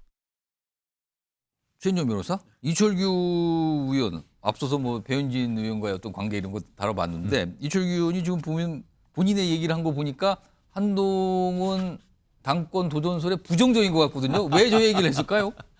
뭐 요즘 말로 뒤끝 장렬 뭐 이런 건 아니겠습니까? 두 가지 끝이 있는 것 같습니다. 한 끝은 공관위원 어떤 공천 과정에 대한 어떤 그 나름대로의 어떤 불평, 불만. 그때 당시 기자회견도 하면서 굉장한 그렇죠. 불만 표시했었죠. 예, 그런 것은 사실은 뭐 여러 가지가 있었습니다만 한동훈 비대위원장에 대한 불만을 그렇게 그 언론 기자회견을 통해서 어떻게 보면 풀었었는데 그러고 나서 실질적으로 지금 어떻게 보면 국민의 미래의 그 비례대표 명단이 상당 부분 바뀌었지 않습니까? 그렇다고 하면은 그런 부분에 있어 가지고는 이렇게 뒤끝 장렬을 해야 될지에 대해서는 좀 의문이긴 한데, 한마디로 나는 원내대표 선거 안 나는데 당신은 당대표 선거 나와? 그러면 안 되지. 이런 건 아니겠습니까? 한마디로 한 끝은 아까 공간이 어떤에 대한 한 끝이라고 하면은 또 다른 한 끝은 원내대표 나가지 못한 것에 대한 서운함, 그런 부분을 애둘러서 하면서 나도 못 나가면은 한동훈 전 비대위원장 당신도 이번에 어떻게 보면은 전당대회에 나가지 않는 것이 맞다라는 어떤 공동 책임론을 얘기한다. 뭐 그렇게 읽히는 것 같습니다. 과거에 한 전 위원장과 이철규 의원의 어떤 갈등 이게 있었잖아요. 선거 이 총선 과정에서. 그 과거의 모습 좀 확인해 보겠습니다. 이철규 위원장하고 혹시 어떤 얘기 나누셨는지 알 수 있을까요? 네, 죄송한데 길은 막지 마시고. 원하는 사람, 추천하는 사람이 안 됐다고 해서 자기들이 그거 사천이라고 얘기하는 건 굉장히 이상한 프레임 씌우기에 불과한 것이고요. 공관위원장이 국민의 미래에 공천에 관여하느냐 월권이 아니냐 말씀하신데, 그렇다면 한동훈 위원장도 모두가 다 월권이고 특정인 한 사람이 결정하고 그게 다 따라간다면 이재명의 민주당과 무엇이 다르겠습니까?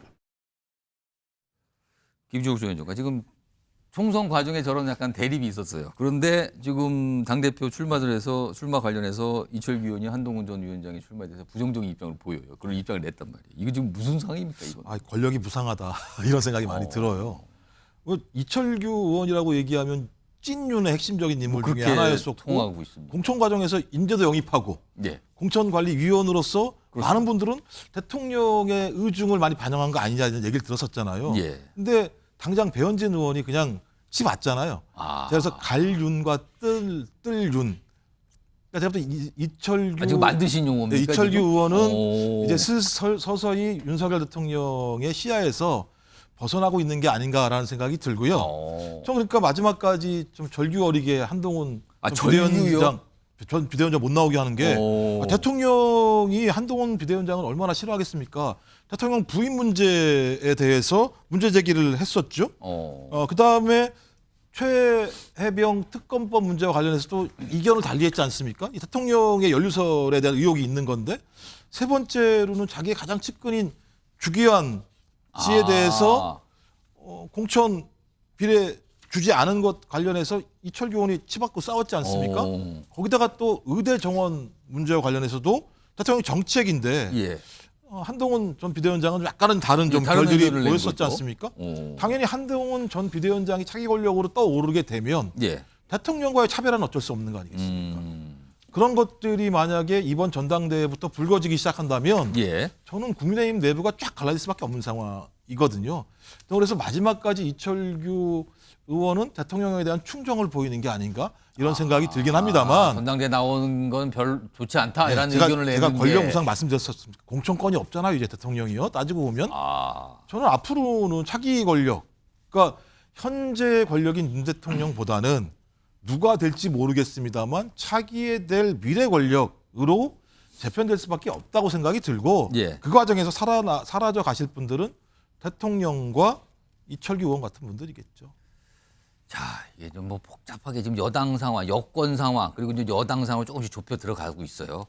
그런데 최근에 어떤 현안이 발생하면은 결코, 절대로 빠지지 않고 입장을 내시는 분이 있죠. 아시겠죠, 누군지. 대구에 계시는 홍준표 대구시장. 이번에는요, 황우여 새 비대위원장과 관련된 본인의 생각을 밝힙니다. 화면으로 보겠습니다. 주로 이렇게 SNS나 이런 글로 올리죠, 요즘에요. 황우여 비대위원장이 최근에 전당대회 관련해서 조금 뭐 미뤄질 수도 있다. 좀 시기가 원래 뭐 6말 7초인데 뭐 8월 뭐 갈 수도 있다. 이런 얘기 비쳤거든요. 근데 그거 관련된 거예요. 전당대회 관리위원장에 불과한, 일단 불과한, 여기서부터 뭔가 이제 비판적이에요. 그거에 불과한 이번 비대위원장 조속히 당권 넘겨주고 나가면 되는데 참 가관이다. 불가하다. 나가면 되는데 가관이다. 그리고요. 안분지족하시고 빨리 전당대회 열어 당대표나 선출하세요. 일단 우리말이 조사가 참 중요하잖아요. 그리고 여기 이 부사 이런 거 보면 중요한데 빨리 당대표나 이렇게 들어가 있습니다. 지금요. 황우여 비대위원장이 오늘도 그렇고요. 뭐 어제도 이런 비슷한 얘기했는데 오늘 또 이 비슷한 맥락의 얘기를 꺼내놨거든요. 그 목소리 들어보겠습니다. 참패는 이제 어느 정도 지난번 선거 수준으로는 됐다 이렇게 되는 건데 그걸로 만족할 게 아니라 우리가 한번 보수 진영을 점검해야 되겠다. 6월 말로 했다가 약속을 못 지킬 수가 있다. 그 말씀을 드린 거예요. 우리가 8월 전에 하면 너무 늦는 건 아닌데 절대 이렇게 일부러 늦출 필요는 없죠. 최인영 변호사, 홍준표 대구시장은 황우여 이번에는 사실은 앞서서 뭐 한동훈 전 위원장 엄청나게 뭐라고 했거든요. 그리고 다른 인물들에 대해서 뭐라고 했는데 이번에는 황우여 비대위원장을 비판하고 있어요. 어떤 이유일까요? 모두 까기? 뭐 전공이 정말 다 까는 것 같은데요. 한 사람만 안 까는 것 같습니다. 한 사람이요? 윤석열 대통령. 그럼 나머지는 다 나머지는 뭐 다 남 밑에다 뭐 이렇게 축구 관련된 인사도 엄청 비판하고 그러죠. 그렇습니다. 실질적으로 지난 총선에 패배한 이후에 윤석열 대통령께서 제일 먼저 어떻게 보면 정치 참모로서 불러서 상의했던 사람이 홍준표 대구시장 아닙니까? 그게 지금 제 기억으로는 4월 16일 저녁인가요? 그러니까 이제 뭐 완전히 윤 대통령 믿는 건 나밖에 없다. 이런 느낌이 상당히 강한 것 같아요. 그러다 보니까 이제는 뭐 전당대회 준비위원장에 불과하다라고 하는데 빨리 열어라 지금. 당헌 당규상 비대위원장이 당 대표입니다. 그렇죠. 당 대표라고 하면은 당원은 당 대표를 존중해야 되는 것 아니겠습니까? 아까 얘기했는 말씀 중에 그것이 대구시장에 불과한 이런 식으로 황우여 대표가 얘기를 해버린다고 하면은 반응을 대구시장에 불과한 인물이 그렇게 뭘 해버리면은 얘기를 합니까? 그게 서로 이게 얘기가 되겠습니까? 아무리 그렇다 하더라도 이제 시작하는 비대위원장한테 저렇게 얘기하시는 것은 저는 정치 도의상 맞지 않다라고 생각을 하고요. 황우여 지금 비대위원장 같은 경우에도 원내대표 선거가 빨리 돼야 그 같이 쿵짝을 맞춰가지고 지금 어떻게 보면은 그 룰도 바꿀지 아니면 또 언제 그 전당대회를 열지를 하는데 황우여 비대위원장으로서도 최선을 다하고 있는데 그거에 대해서 뭐 당헌 당규 손대는 것은 월권이네 얘기하는 것 자체가 당대표는 룰 그대로 유지하라는 주장이잖아요. 그렇죠. 저거는. 결국 이런 부분 같은 경우에 예. 본인 저도 뭐 대구가 고향입니다만 대구 시정에 좀 더 하시고 중앙의 어떤 정치에 대해서는 중앙 정치 룰에 따라서 할 수 있도록 하는데 좋은 말씀 해주면 얼마나 좋습니까? 지금 같은 경우에 이렇게 하니까 최대한 좀 빨리 해서 우리 당을 해달라는 그런 메시지를 하면 되는 것이지 꼭 저렇게 막말 비슷하게 한다고 해서 존재감이 늡니까? 오히려 격조 있고 보수의 품위를 지켜준다고 하면 오히려 더 어떻게 보면 홍준표 전 대표님의 어떤 격조가 더 높아질 것 같다고 저는 생각을 합니다. 혹시 홍준표 시장께서 최인영 변호사 말씀을 듣고 또 뭐라고 쓰시는 거 아니에요? 또 뭐 전화 주시면은 뭐 받아야지. 그리고 이럴 때 쓰는 표현들이 막 있거든요. 뭐라고 이렇게 하면서 강성필 부위원장 특히 룰 얘기를 하고요. 전당대회 그리고 전당대회 연기에 대한 강한 거부감을 표현하면서 황우여 비대위원장을 비판하고 있거든요.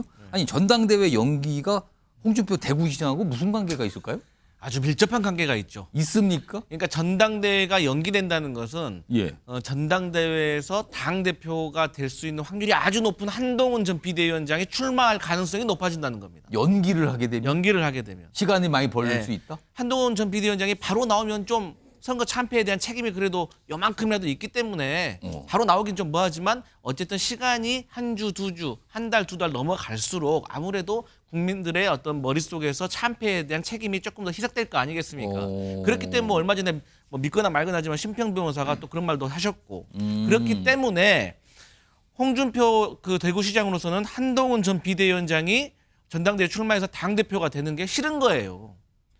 그러면 당대표 끝난 다음에 또 유력한 대권 주자가 되기 때문에 그래서 홍준표 대구시장 같은 경우는 다음 차기 당대표는 본인이 대권 출마하는 그 대권 레이스에 도움이 될 만한 사람이 당대표가 되길 바라는데 자꾸 한 달, 두 달 이렇게 미룬다고 하면 한동훈 비대위원장이 당대표가 될 수도 있고 본인하고 관계가 상당히 좋지 않기 때문에 본인의 대권 가도에 도움이 안 된다는 거죠. 원래는 한동훈 전 위원장을 견제하고 저격하고 있었는데 갑자기 황우여 새 비대위원장이 나타나서 갑자기 무슨 얘기를 하니까 거길로 또 저격을 하고 이렇게 되는 겁니까 그럼? 그러니까 뭐 파출소 피하고 나니까 경찰서 나온다는 얘기인 거죠 지금. 그래서 이게 정치가 그러니까 원래 사람의 뜻대로 되지 않는 거예요. 그러니까 순리대로 받아들이고 그래서 제가 과거에도 홍준표 대구시장이 어른으로서 그냥 선의의 경쟁을 해야지 그렇게 막 공격하는 것이 본인에게 썩 좋지 않고 부메랑으로 돌아올 수 있다라고 제가 말씀드렸던 이유입니다. 혹시 강승필 부위원장 이 얘기를 또 홍준표 대구시장이 들으면 쓸데없는 소리, 쓸데없는 해석을 한다 또 이런 반응 나오는 거 경상도 아닙니까? 말로는요. 쓸데없는이라고 하는데요. 정말 그 말씀드렸듯이 보수는 품격 격조입니다. 사실 그 홍준표 대표 그 시장님이 뭐 당 대표에 나올 가능성은 사실은 없죠. 지금 사실 자치단체장 맡고 계시기 때문에. 다만 그런 얘기는 사실은 있어요. 이렇게 얘기하시는 것이 뭐 우리 그 강성필 위원장님 말씀과 같은 맥락이기도 한데 한동훈 전 비대위원장에 대한 견제와 함께 어떻게 보면은 국무총리에 관심이 있는 것 아닌가 하는 그런 얘기도 한간에 떠들고 있기 때문에 실제로 향후에 어떤 그 홍준표 대구시장님의 어떤 선택, 사실 이런 부분에 있어서는 단순히 자기와 관계없이 저런 얘기를 할 것인가에 대해서는 그럴 뿐은 아니라는 점에서 그 정치적 목표가 의도가 무엇인지 뭐 저는 잘 모르겠습니다만 그런 얘기는 있다는 말씀 드리고 싶네요. 이런 상황에서요. 홍준표 시장이 조만간 누구를 만난다는 얘기가 들려왔습니다. 화면에 있습니다. 지금 제목이 뭐 혹시 TK 세력화를 노리는 건가? 얼마 전에 총선 TK 지역의 총선 당선인들에게 축전을 보냈다고 그랬잖아요. 근데 오는 10일 대구 지역 의원들과 만난다고 지금 알려지고 있어요. 대구 지역 의원들을 따로 보는 거예요.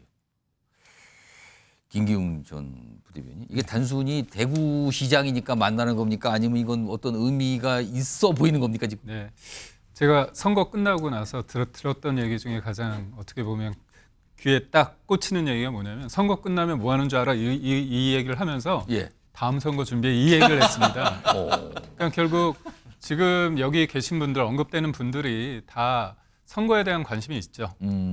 멀게는 대선이고 가깝게는 지방선거인데 사실 이게 홍준표 시장님만의 행보는 아닙니다. 오세훈 시장님도 사실 최근에 맞습니다. 만났죠. 낙선자들을 만났어요. 단체로 만나면 좀 그럴 것 같아가지고 권역별로 좀 나눠서 만났거든요. 그리고 제가 출마를 했던 연수구 그 같은 경우도 유정복 시장님이 그 낙선자와 그다음에 또 출마해서 당선되신 분들을 다 만났습니다. 그래서 일련의 상황으로 보는데 그렇다면 이분들의 목적이 단순하게 지방선거 시장 한 번 더 한다 그런 흐름은 아니지 않습니까? 그렇기 때문에 어떻게 보면 대선을 염두에 둔 3년이 남았지만 벌써부터 정립해가고 있다. 자기들의 세력화에 지금 시동을 걸었다 이렇게 볼 수 있습니다. 무슨 홍준표 대구시장 얘기도 참 자주 나와요. 근데 여기는 사진보다는 글로 나오죠. 글로 지금.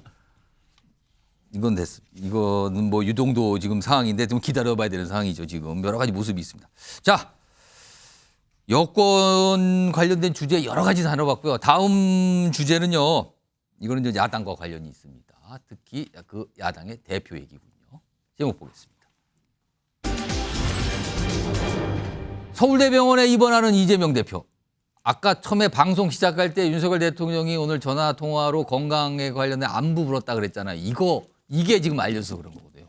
내일부터 일주일간 입원한다고 그러죠.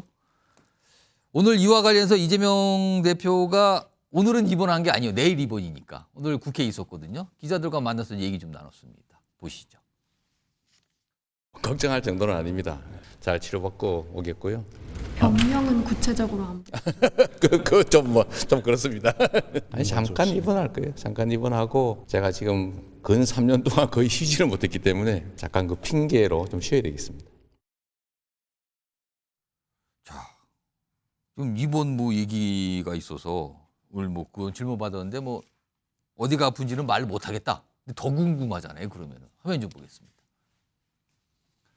지금 9일, 내일부터 15일까지 다음 주까지네요. 일주일간 서울대병원에서 입원해서 치료를 예정이에요. 치료를 예정. 근데 유당 관계자 설명한 내용은 딱 여기까지예요. 앞서서 이제 피습 사건이 있었잖아요. 그때 부상을 입었는데 그거와는 관련이 없다. 피습에 당했던 그 부상 그런 거와는 관련이 없다. 구체적인 병명을 밝힐 수 없으나 치료를 받으면 뭐 금방 정상활동이 가능하다. 일주일 정도 그 시간만 필요할 뿐이고 바로 정상활동 가능한 거다라는 얘기예요. 더 궁금해지네요. 저렇게 또 설명하니까. 강성필 부위원장. 일단 일주일 정도의 입원이 필요하다는 거는 단순한 뭐 간단한 시술은 아닌 것 같고요. 뭐 수술일 수도 있는 것 같아요. 그리고 회복을 할 시간이 필요한 거 보고 있는데 혹시 어디 부위가 아픈 건지 들으셨어요? 제가 아무래도 이제 비서실과 그 근처에 있는 당직자들에게 집중적으로 취재를 했는데요. 보안이 너무 잘 되어 있더라고요. 그래서 취재가 안 된 거네요. 그래서 제가 이제 지금. 혹시 피습 당할 때 그 부위에 조금 문제가 있는 거 아닌가라고 하니까 그건 아니라고. 방금 전에 설명했던 그건 아니라고 나왔어요. 그래서 다만 이제 그때 당시에 이제 검사를 받았는데 검사를 받으면서 그 피습과 다른 부분에서 조금 건강상에 조금 이유가 있었다고 하더라고요. 그래서 일단 총선 때 너무 바빠서 그것을 지금 이제 치료하는 것이고 일주일 내내 입원을 하는 게 이제 검진을 다시 받고 또 이제 시술을 할 수도 있고 경과를 보는 거기 때문에 하여튼 중요한 것은 그렇게 심각한 건 아니다. 그래서 그 다음부터는 정상적으로 활동하겠다라고 제가 전해 들었습니다. 취재한 게 없으신 것 같은데 지금 취재하셨다 그러는데 아니 혹시 어디가 구체적으로 아픈지 못 들으셨어요? 그거는 혹시 갑상선 아니에요? 물어보니까 그건 아니다라고 말하더라고요. 그건 아니다. 일단 그건 배제고. 자꾸 물어보지 말라고. 취재를 하셨다는데 좀 뭐가 안 나왔네요. 시간을 들이신 것 같긴 한데요.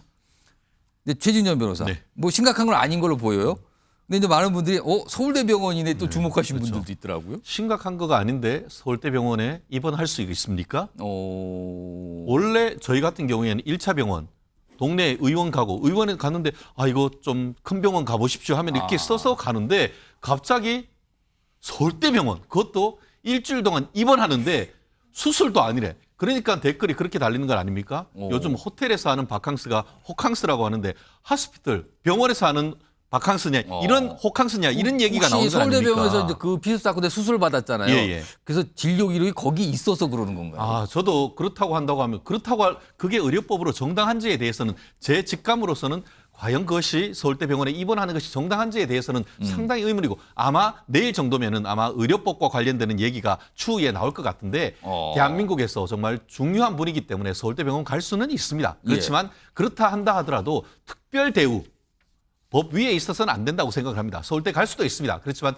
그 의료 전달 체제를 거치셨는 것인지 과연 서울대 병원에 지금 의정 갈등으로 인해 가지고 교수님들도 지금 휴진하고 있는 상황 속에서 하루아침에 가서 일주일 동안 쉬다가 온다라는 취지로 얘기하시는 것이 맞는 것인지에 대해서는 제 감각으로서는 좀 갸우뚱할 수밖에 없는 그런 부분 민주당 쪽에서 좀 밝혀주셨으면 좋겠습니다. 제가 짧게 말씀드리면 아까 말씀드렸지만 피습 당시에 정밀 검사를 했을 때 그 부위와 다른 곳에서 발견됐던 건강상의 이상이 있다고 말씀드렸잖아요. 기록이 거기 있겠네요. 그러니까 거기로 가는 그래서 거죠. 기록만 있으면 갈 수 있는 거예요? 입원할 수 있는 거예요? 상식적인 겁니다. 알겠습니다. 불만 표시를 서울대병원은 맞습니까? 입원하는 게? 예, 상식적입니다. 아니 서울대병원은 맞습니까? 예, 서울대병원으로 알려져 있습니다. 불만 표시를 또 하셨고 여기 상식적이라고 불만이라기보다는 법률적인 의료 전달 체계에 제 상식으로는 조금 납득하기 어려운 점이 있어서 민주당에서 공식적인 대변인 반응이 있다고 하면은 국민들이 속 시원할 것 같습니다. 다른 데 가면 안 해줍니다. 잘. 원래 받았던 곳에 가서 하는 겁니다. 알겠습니다. 원래 치료를 받았던 곳이다. 거기서 검기 나왔다 이 말씀이네요. 이런 가운데요. 김종욱 전 행정가 15일까지 입원이거든요. 그리고 그 다음에 이제 그날 뭐 퇴원을 하고 그다음날 또 활동을 하게 되는데 지금 이재명 대표가 그 병원 입원 끝나 치료 다 끝난 직후에 18일부터 전국 투어를 한다는 거. 이름이 전국 투어라고 부르더군요. 광주, 그다음에 23일에는 부산, 내달리는 서울. 그래서 당원들과의 만남을 추진한다는 건데 이거는 어떤 의미가 있을까요? 일단 본인의 당대표 임기가 8월에 끝나는 상황이지 않습니까? 선거가 끝나고 난 다음에 뭐 말씀하신 것처럼 선거에 고생하신 분들, 당원분들, 그다음에 유권자분들을 만나면서 그분들과 함께 선거에 대한 내용들을 공유하고 정리할 필요가 있을 것 같고요. 또 본인이 또 당대표로서 지금 한 1년 6개월이 넘어간 상황이기 때문에 그 부분에 대한 정리도 필요할 것 같고 또 한 측면에서는 좀 일각에서는 이재명 당대표에 대한 연임 얘기가 나오고 있는 측면들이 분명히 있습니다. 그래서 그런 부분들 같은 경우도 뭐 본인이 애써 그런 부분들을 뭐 청취하려고 하진 않겠습니다만 여러 가지 당원들의 흐름들이 어떤지를 확인할 과정이 필요할 거라 생각이 들고 7, 8월은 할 수가 없잖아요. 왜냐하면 전당대회가 준비되기 때문에 5, 6월 달밖에 시간이 없습니다. 그러니까 선거는 4월 달에 있었고 그다음에 5, 6월 정도만이 전국 투어를 하면서 당원들을 만날 수 있는 시간이기 때문에 그 시간을 활용하는 측면이 분명히 있기 때문에 혹시 연임에 대한 준비를 하는 겁니까? 혹시? 제가 볼 때 연임에 대한 준비가 아니라 과거 사례가 있습니다. 그러니까 친명 의원들 같은 경우는 선거제도 관련해서 병립형을 선호했었습니다. 그런데 국민들의 여론을 청취하면서 또 시민단체의 여론을 청취하면서 나중에는 준연동형 비례대표제를 갖다 유지하게 된 측면들이 분명히 있는데요. 연임이라고 하는 것이 불법이 아닌 상황이기 때문에 소위 그런 의견들이 있다면 그런 의견들을 듣는 과정들은 전 당연히 해야 되는 과정이라는 생각이 들고요. 그런 과정들을 거치면서 연임 문제뿐만 아니라 민주당이 앞으로 승리 이후에 어떤 방향으로 갈 것인지까지 포괄하는 전반적인 상황에 대한 정리 과정의 하나로서 전국 투어를 한다고 이해하시면 될 것 같습니다. 내일 입원하잖아요. 그럼 뭐 아마 아침 일찍 통상 입원하잖아요. 그리고 병원에 있고. 그리고 내일은 또 윤석열 대통령의 기자회견도 잡혀 있고. 오늘 두 분은 전화 통화를 했고. 뭐가 이렇게 복잡한데요, 조금. 자, 다음 주에 가보겠는데요. 다음 주에는 무슨 뭐 수사 얘기도 있고요. 그리고 뭐 기자회견 얘기, 방금 제가 말씀드린 뭐 이런 얘기도 담겨 있습니다. 보시죠. 집무실에서 20분을 보낸 뒤 브리핑룸으로 이동해서 60분. 내일 기자회견 어떤 형식에 대한 얘기군요, 지금요. 지난 6일에 대통령실에서 설명을 좀 했죠. 들어보겠습니다. 대통령은 기자회견에 앞서 먼저 집무실에서 국민 여러분께 영상을 통해 지난 2년 정부의 국정 운영 기조와 정책 추진 상황을 설명드리고 앞으로 3년의 국정 운영 계획을 말씀드릴 것입니다. 대통령은 이후 1층 브리핑룸으로 이동해 기자회견을 시작할 예정입니다. 자, 화면으로 좀 정리 좀 해보죠. 내일 어떤 이 기자회견의 형식입니다. 내일은 국정 운영 뭐 이런 거에 대해 설명을 먼저 하고 그리고 이동하는데 일단 집무실에서 10시에 취임 이전 약간 대국민 담화 형식이겠죠? 모두 발언인데 좀 길게 가지고 갈 거라고 지금 예상되고 있어요. 그리고 집무실에서 나와서 이동을 해서 1층에 기자들이 있는 브리핑룸으로 갑니다. 여기서 1시간 정도 질의응답을 받겠다. 뭐 주제는 제한 없다. 그런데 김기웅 전 부대변인 여기서 눈에 띄는 거는요. 브리핑룸에서 그냥 준비했던 모두 발언이라든가 어떤 담화성 내용을 읽을 수도 있는 거잖아요. 네. 근데 집무실에서 읽었다가 또 장소를 이동해서 기자회견을 갖는 거예요. 왜 두 장소가 나오게 되는 거죠? 사실 저도 이런 형식은 처음이고 저번에 처음에 100일 기자회견도 한 곳에서 했습니다. 그렇습니다. 네, 그래서 제 의미를 보자면 집무실이라는 거는 대통령이 굉장히 어떻게 보면 프라이빗한 공간이자 최종 결정하는 공간입니다. 거기서 결재를 받고 사인을 하지 않습니까? 예. 대통령의 책상에는 더 벅스 스탑스 히어라고 해서 모든 책임은 내가 진다. 예. 이런 뜻이 있습니다. 그러니까 결국은 저는 이번에 대통령이 생각하는 그 기자회견의 그 가장 중요한 내용 키워드는 예. 하나는 책임이고 두 번째는 소통이라고 봅니다. 그러니까 첫 번째 집무실에서 대통령이 2년 동안의 어떤 국정 기조에 대해서 설명을 하면서 앞으로의 3년 국정 운영의 어떤 방향을 설명을 할 때 국정 운영의 주체이기 때문에 내가 책임감 있게 여기에서 하겠다. 앞으로의 3년에 대해서 설명하겠다. 그러니까 국민과 직접적으로 이거는 마주하면서 얘기하겠다. 그런 차원으로 저는 좀 이해를 했고요. 의미를 좀 각각의 구분해서 좀 두고 그리고 있다. 두 번째는 이제 소통 아닙니까? 소통 중에서 내가 일방적으로 얘기하는 게 아니라 질의응답 속에서 경청도 하면서 내 입장을 분명하게 얘기하겠다. 그렇기 때문에 장소를 바꿔면서 의미를 좀 한 네. 거 아니냐. 이거에 대해서 구체적으로 대통령실에서는 설명이 없어요. 지금 김기웅 전 부대변인 좀 설명을 조금 약간 의미를 해주셨는데 아무튼 앞서서는 보지 못했던 약간 형식이에요. 지금요. 이런 상황에서요. 내일 아마 분명히 질문이 나오겠죠. 김건희 여사 관련된 여러 가지 어떤 뭐 의혹 제기, 논란 이런 건데 화면 좀 보겠습니다. 지금 검찰이 뭔가 속도를 내는 건가요, 지금?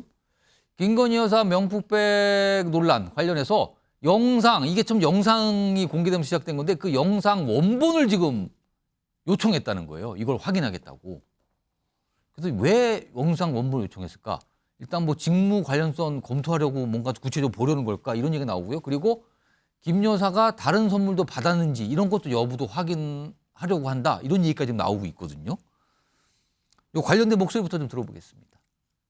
서울중앙지검의 일선 수사팀에서 오로지 증거와 법리에 따라서만 신속하고 엄정하게 수사하고 또 처분할 것이기 때문에 수사 경과와 수사 결과를 지켜봐 주시기를 부탁드립니다.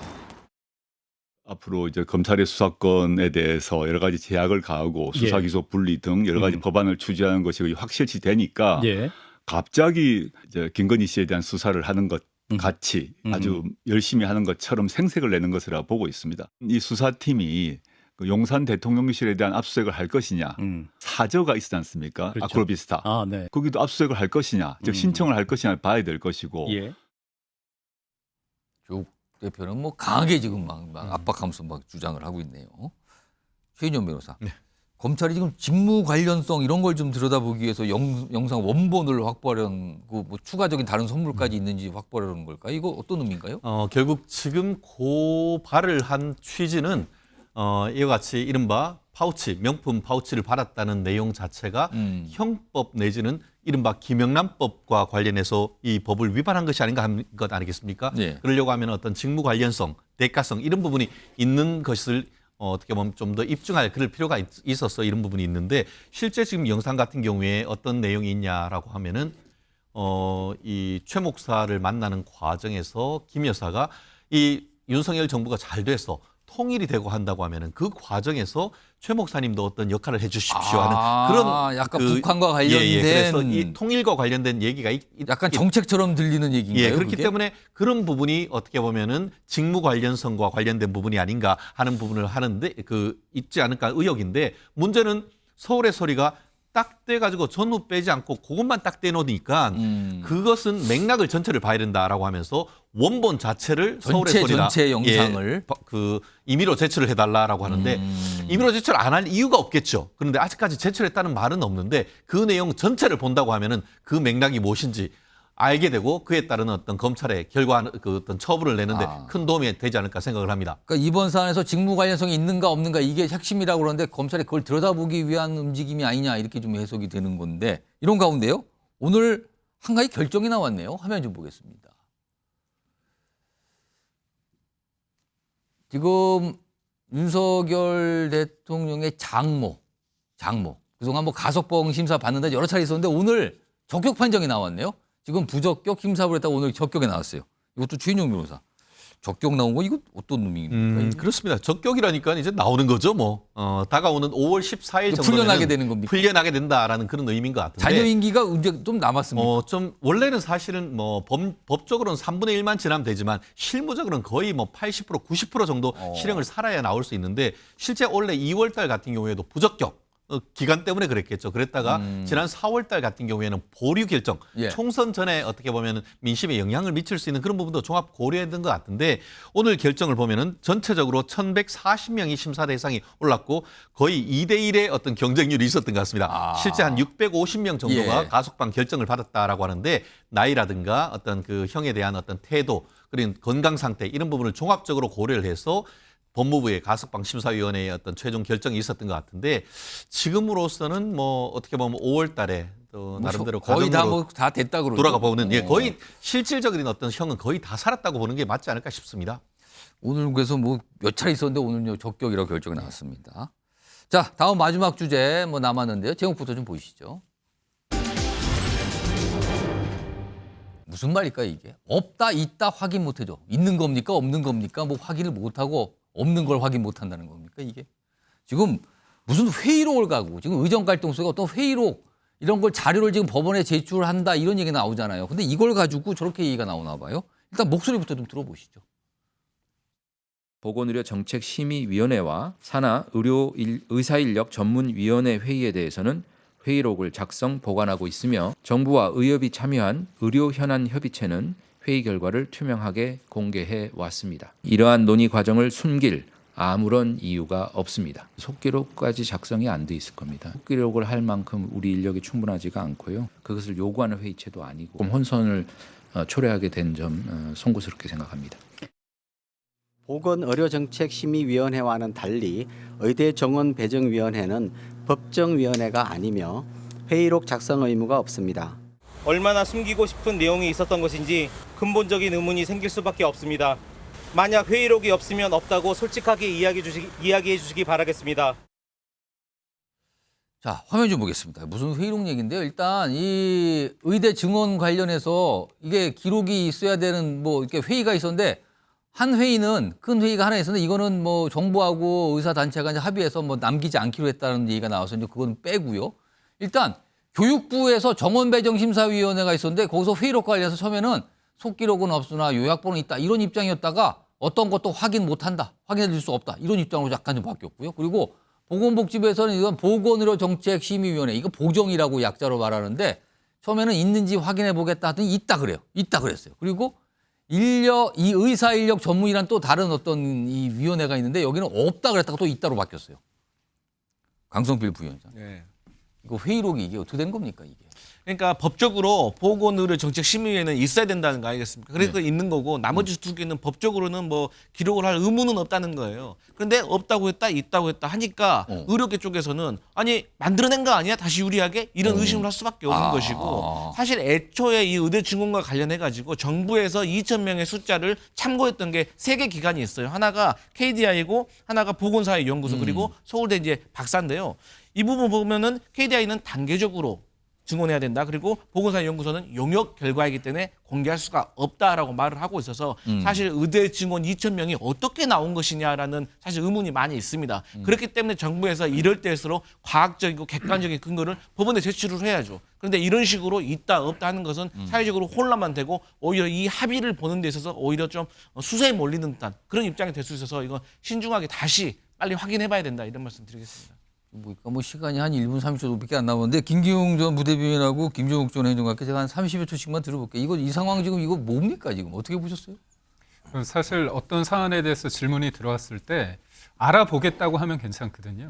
근데 대부분 어떻게 보면 자기가 약간의 있을 수 있기 때문에 있다고 했다가 번복하는 와중에 이런 일이 벌어지는 것 같습니다. 그래서 제가 볼 때는 책임질 수 없는 말에 대해서는 내가 좀 더 알아보고 책임 있게 답변하겠다 이렇게 하는 너무 처음부터 단정적으로 얘기하지 말고 좀 알아볼 거 같은데 이런 것들이 어떻게 보면 불가피한 의혹을 불러일으키거든요. 김종욱 전 행정관. 저는 이거 반드시 공개해야 된다고 생각을 해요. 왜냐하면 2,000명 정원을 밀어붙일 때 핵심적인 이유가 과학적 근거였었어요.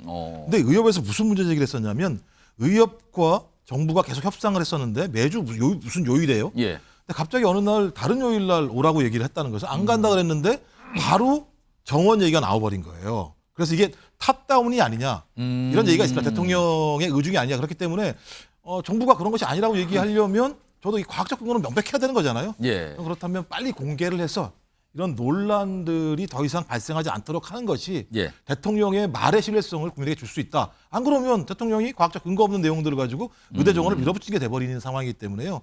저는 이걸 빨리 투명하게 공개를 해야 된다고 생각을 합니다. 그러니까 통상 회의록하면 기본적으로 뭔가 기록이 남아있겠거니라는 게 상식적이잖아요. 그런데 그거에 대한 설명이 처음엔 좀 다르고 또 바뀌고 그러니까 약간 혼선처럼 좀 비춰지고 있어요.